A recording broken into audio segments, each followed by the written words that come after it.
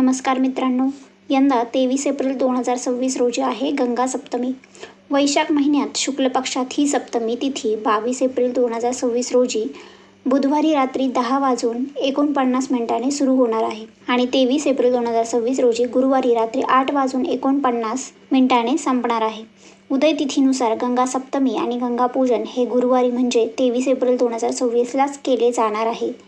या दिवशी स्नान करण्याचा शुभ वेळ ब्रह्ममुहूर्तावर पहाटे 4:20 पासून 5:06 आहे आणि पूजेची शुभ वेळ सकाळी 10:42 पासून दुपारी 1:30 आहे. आज मी या व्हिडिओमध्ये तुम्हाला सांगणार आहे गंगा उत्पत्तीची पौराणिक कथा काय आहे, तसेच गंगा पूजनाचं महत्त्व काय आहे. त्यामुळे व्हिडिओ शेवटपर्यंत नक्की बघा.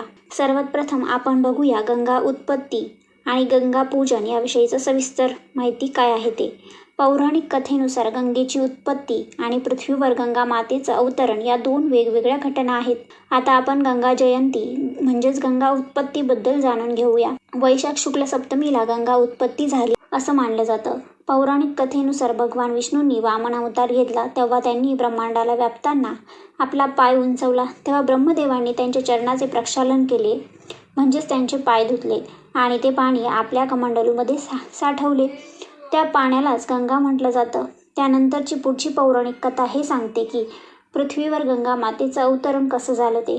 ज्येष्ठ शुक्ल दशमीला गंगा माता पृथ्वीवर अवतरित झाली. इक्ष्वाकू वंशातील राजा भागीरथाने आपल्या पूर्वजांच्या आत्म्यांना मोक्ष मिळवून देण्यासाठी कठोर तपश्चर्या केली.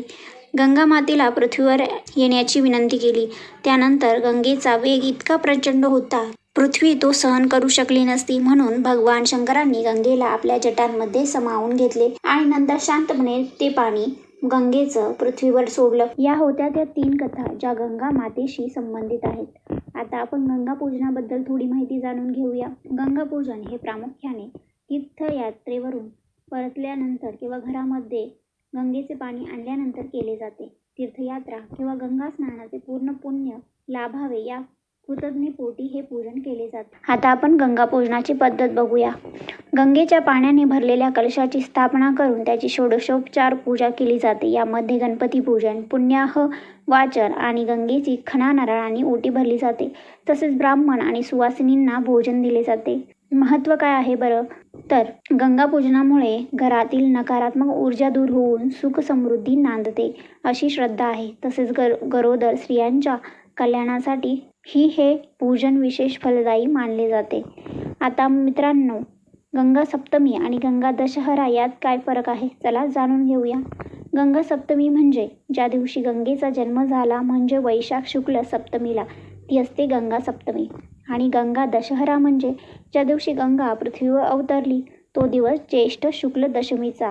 गंगा सप्तमीसाठी विशेष टिप काय आहे, या दिवशी सकाळी लवकर उठून स्नान करावे, स्वच्छ कपडे परिधान करावे, घरातील देवांची नित्य पूजा करून गंगा मातेचं स्मरण करावं, गंगा मातेच्या मंत्रांचा जप करावा.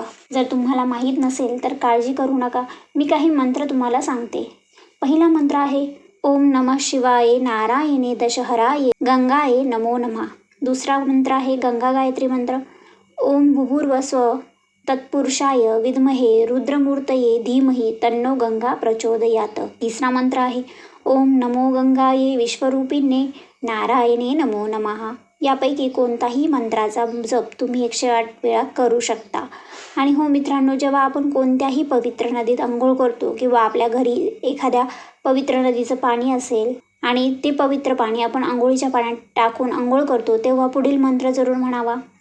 गंगे च यमुने चैव गोदावरी सरस्वती नर्मदे सिंधू कावेरी जलस्मिन सन्निधी कुरु.